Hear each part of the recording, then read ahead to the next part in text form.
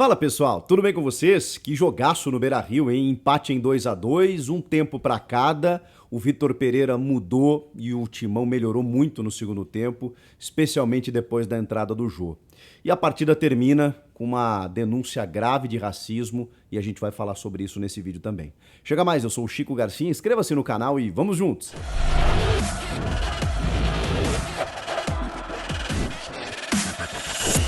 Ah, esse Brasileirão tá quente, né? Então deixa eu te dar uma dica. Você sabia que agora, assim que terminam os jogos do Campeonato Brasileiro, você pode assistir os highlights, os melhores momentos, com os gols, os craques, os lances do teu time do coração em altíssima qualidade? Sim, é só baixar o OneFootball de graça no seu celular que você pode conferir tudo sobre o Brasileirão, além das escalações no pré-jogo, as partidas em tempo real, as notícias do teu time, mercado da bola. Tudo tá lá no OneFootball, na palma da sua mão, na tela do seu celular e sem custar nada. Então não perde teu tempo, eu vou deixar o link aqui na descrição, você vai baixar gratuitamente, viu? E serve para qualquer celular.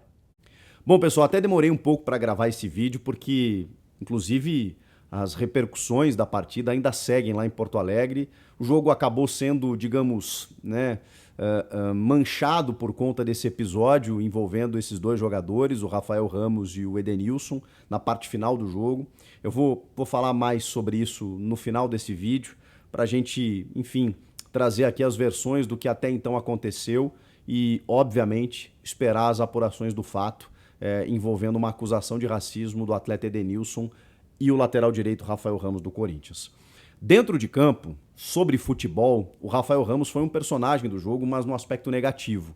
Ele realmente fez uma partida horrorosa, foi muito ruim o lateral português, errou praticamente tudo que tentou no jogo inteiro e o Vitor Pereira até demorou para perceber isso. Inclusive ele só substitui o Ramos pelo Gustavo Mosquito lá no finalzinho do jogo, quando acontece esse caso, né, envolvendo os dois jogadores, e aí o Vitor Pereira, até num sentido de preservação, acaba tirando o Ramos. Mas já era para ele ter saído. Só que eu entendo também o Vitor Pereira, que está fazendo essa gestão física pensando no jogo contra o Boca, não tem o Fagner e precisa, enfim, cobrir essa lateral direita de alguma forma. No final do jogo, aí ele compõe com 4 zagueiros ali, o João Vitor fica mais centralizado, o Gil mais à direita, o Mantuan fazendo esse corredor, auxiliado pelo Renato Augusto antes dele ser substituído. O Raul também mais à esquerda e ainda tem o Bruno Melo, né, que quando o Corinthians era atacado ficava numa linha de 5. Mas vamos falar sobre o primeiro tempo. O primeiro tempo foi todo do Inter, todo do Inter. Impressionante como o Mano Menezes montou uma estratégia muito interessante. O Inter contratou muitos jogadores, né? O Inter tá também se ajustando no meio da temporada e alguns jogadores que a gente, enfim, não tinha muitas informações, como esse Wanderson, que veio lá do Krasnodar da Rússia, muito bom jogador. O próprio alemão que entrou no segundo tempo no lugar dele, né? Mas esse começou fazendo gols e tudo mais, depois deram uma acalmada com ele.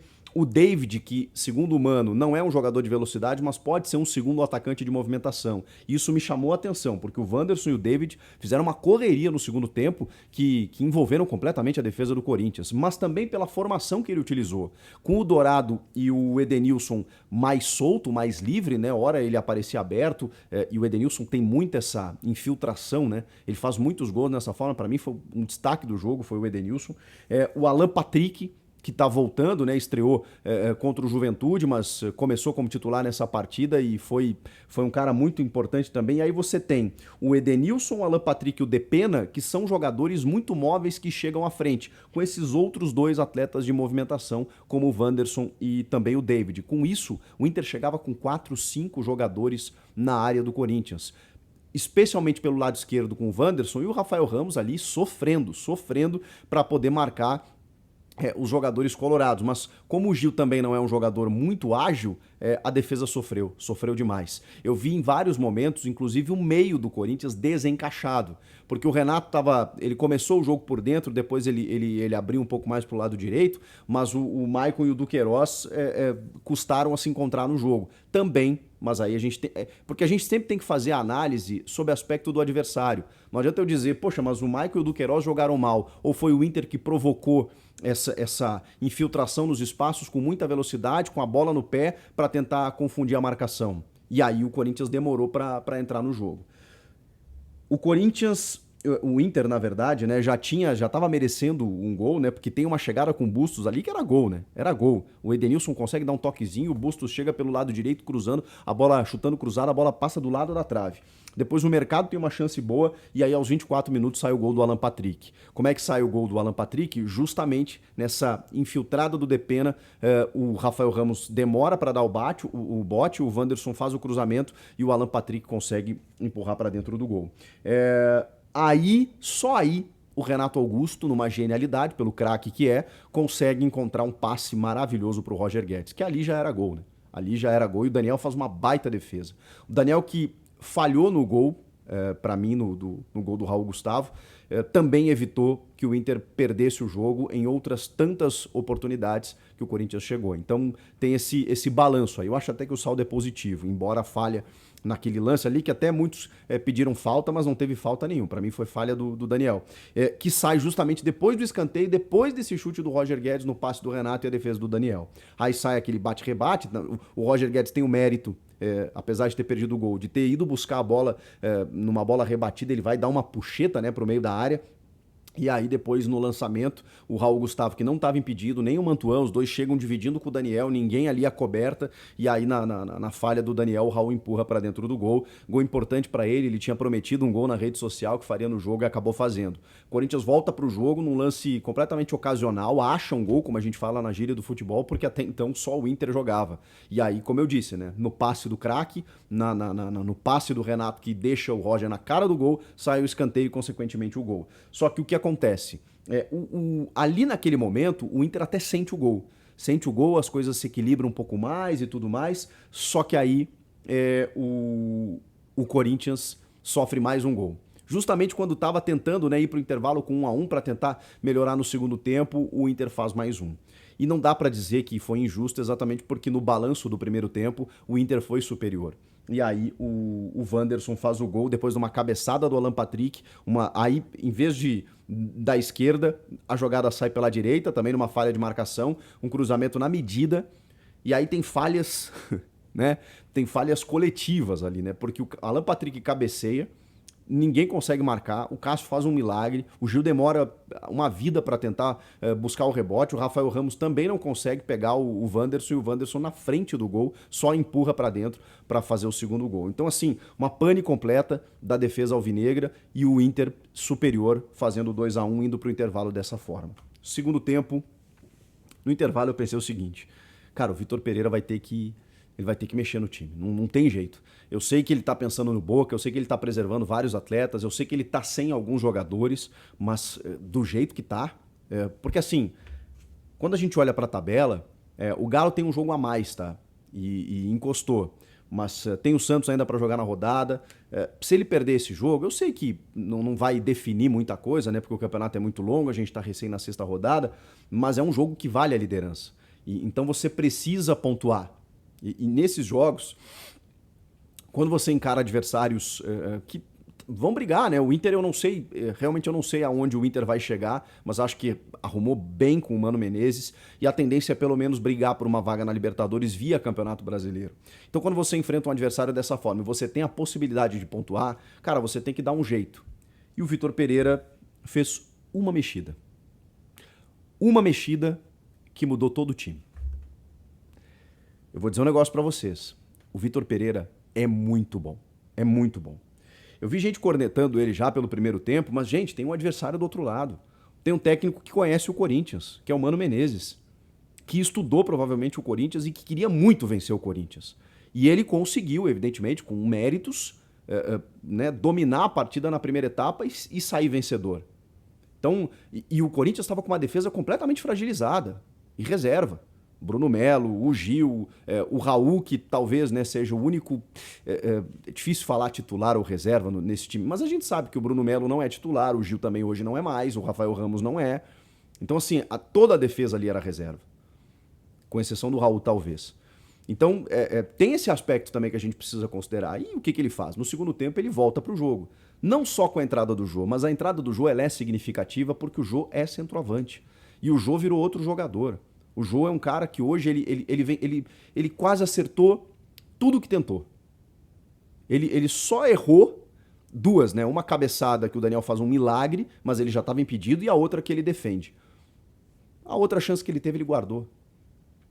E ele é um cara que conseguiu, exatamente porque a característica dele é diferente de qualquer outro atleta do elenco, ele conseguiu, cara, ele conseguiu, ele conseguiu, digamos assim, incomodar a defesa do Inter de uma forma. O gol que ele faz num passe brilhante do Mantuan. E aí, por que, que a entrada do Jô e por que, que o mérito também é do Vitor? Porque não é só a entrada do Jô pelo Roger Guedes. Ele muda todo o mecanismo do meio pra frente. O Mantuan passa a ser um cara muito mais móvel. O William cai pelo lado esquerdo, fazendo uma confusão ali por aquele lado. E o Jô, puxando a marcação dos zagueiros, dá muito mais liberdade para esses caras. E aí o Renato cai mais à direita. E aí o Corinthians dominou a partir do começo do segundo tempo até o episódio envolvendo o Ramos e o Edenilson. O Corinthians foi dominante no jogo. E chegou ao empate num talento absurdo do Mantuan, que numa cavadinha ele rasga toda a defesa do Inter. E aí, cara, quando o Jô domina, se é o Jô de, sei lá, 2 meses atrás, ele não conseguiria fazer o que ele fez.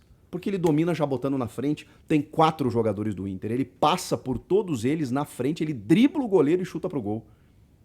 Para você fazer isso, você precisa de explosão, você precisa de qualidade técnica que ele tem, né? Mas você precisa estar muito bem fisicamente para fazer o gol que ele fez. E isso é mérito do Jô e do Vitor Pereira, que vocês sabem, cobrou muito o Jô para que ele pudesse entrar em forma, e isso aconteceu. E com isso, o Corinthians ganhou outro jogador, que hoje é titularíssimo. Jogou meio tempo, mas provavelmente vai ser titular na Argentina contra o Boca na Bombonera. O Jô foi fundamental nesse empate do Corinthians, e o Vitor Pereira, pela mudança do time, o Renato começa por dentro, termina aberto, o Mantua ganha liberdade no segundo tempo, e aí o jogo foi todo do Corinthians do setor do meio para frente. Eu não sei qual lance assim o Corinthians teria agredido, o Inter teria agredido o Corinthians na segunda etapa. Eu confesso para vocês que eu não lembro. Então assim, gente, apesar do Vitor ter confidenciado, acho que o Marcelo Braga postou, correspondente do GE, nas redes sociais, que ele disse, não, perdemos 2 pontos, porque realmente o Corinthians jogou para vencer no segundo tempo. O primeiro tempo dava indícios de que o Inter venceria até para um placar mais elástico. Então eu acho que o ponto ele foi exato para as duas equipes. Eu acho que o resultado foi justo, se é que há justiça no futebol. E diante das circunstâncias, o Corinthians ter pontuado nessa partida, com desfalques, com a necessidade de preservação, fora de casa, com tudo que aconteceu no final do jogo, tá bom. E com tudo que aconteceu no primeiro tempo, tá bom. Foi um ponto ganho necessário que mantém o Corinthians na liderança, pelo menos se mantém, né, entre os primeiros, dependendo do que pode acontecer aí ainda na rodada. 13 pontos do Corinthians, foi um baita resultado, gente. Mas que infelizmente termina com esse episódio de acusação do Edenilson ao lateral direito Rafael Ramos. É triste porque assim, a primeira coisa que eu vou dizer pra vocês é que a sensação que a gente tem ali na hora do episódio, porque todo mundo parou, né? Para todo mundo envolvido. Os jogadores do Corinthians foram tentar entender com o Rafael Ramos o que tinha acontecido, eu achei isso interessante. O Edenilson tá muito transtornado e eu acho que a gente precisa, antes de tomar qualquer decisão, entender o que o Edenilson está passando. E eu, como homem branco, não sei o que ele está passando e jamais saberei. Então eu preciso respeitar o que ele está passando nesse momento. Depois do jogo, o Jô vai para beira de campo e disse que o Rafael tinha dito algo em português de Portugal que nem os jogadores do Corinthians entenderam e que o Edenilson tinha entendido errado. Ok, essa é uma versão. Vai para a zona mista e a primeira informação é de que os jogadores não se pronunciariam. E a gente espera, obviamente, exatamente pela gravidade do assunto, para ouvir, né, das pessoas o que aconteceu. Mas aí o Roberto de Andrade, diretor de futebol do Corinthians, vai para a zona mista e fala que levaram o Rafael até o vestiário do Inter e que os dois conversaram. E o Rafael Ramos teria dito ao Edenilson que, na verdade, o que ele quis dizer, o que ele disse foi mano caralho. Aí a gente já tem uma versão contraditória. De novo, sem juízo de valor. Só tô colocando as versões aqui para vocês. Se, segundo o Jô, o que o Rafael teria dito era uma palavra em português de Portugal, mano caralho, é uma expressão bem paulistana, inclusive, bem brasileira e não tem nada a ver com uma palavra em português. Aí tem essa versão do Roberto de Andrade, que inclusive diz que o Edenilson aparentemente entendeu. Depois disso, a informação que chega é que o Edenilson foi prestar queixa na polícia, prestar depoimento, para formalizar a acusação de racismo. Então, não ficou tudo bem. Então é sinal que o Edenilson sabe o que ouviu. Se ele ouviu errado, se ele ouviu algo que não era o que o Rafael disse, isso é a justiça que vai decidir. Agora, para o Edenilson estar insistindo na causa, estar insistindo na denúncia, é porque ele sabe o que ouviu. Então eu, nesse momento, eu vou respeitar, obviamente, a posição do Edenilson, que está se sentindo acusado, né, que está se sentindo, enfim, está sendo vítima, né, gente? Racismo é crime, tem que ser tratado como tal, e eu tenho convicção. Aí eu vou falar aqui que, obviamente, a gente não sabe o que vai acontecer, mas conhecendo o Corinthians, a sua história e toda a sua causa antirracista, apesar do Roberto de Andrade ter tentado, né, apaziguar a situação, ou pelo menos, talvez, né, não vou nem também fazer juízo de valor a respeito disso, talvez ali no final do jogo, realmente o jogador dá o seu depoimento, o clube acredita no jogador, vai lá, tenta esclarecer o fato e tudo mais. Talvez ele não tenha feito por mal, mas eu tenho certeza que internamente esse assunto ele vai ser muito mais debatido no Corinthians, tenho certeza. O Corinthians é um clube que tem uma causa antirracista estampada na sua história e que não deu brecha para isso num episódio recente envolvendo o Danilo Avelar, que num jogo online cometeu injúria racial e é um cara que, assim, fez de tudo para reparar o seu erro, visitou locais para entender, para aprimorar, para melhorar como ser humano, se aprofundou na causa antirracista e mesmo assim ele não jogou mais com a camisa do Corinthians, porque o Corinthians não tolera esse tipo de coisa. Então, assim, eu tenho convicção que esse assunto será tratado de forma muito responsável pelo clube. E é o que a gente espera, né? É o que a gente espera. Sem acusar ninguém, sem determinar o que aconteceu, mas que a vítima seja ouvida e que o caso seja muito bem apurado. Infelizmente, a gente tem que falar desse tipo de coisa, além das questões futebolísticas do jogo. Mas enfim, comentem aqui o que vocês acharam do jogo, da escalação, das mudanças do Vitor Pereira, do que vocês acham sobre tudo isso. Inscrevam-se no canal. Obrigado pela companhia de todos e até a próxima. Tchau!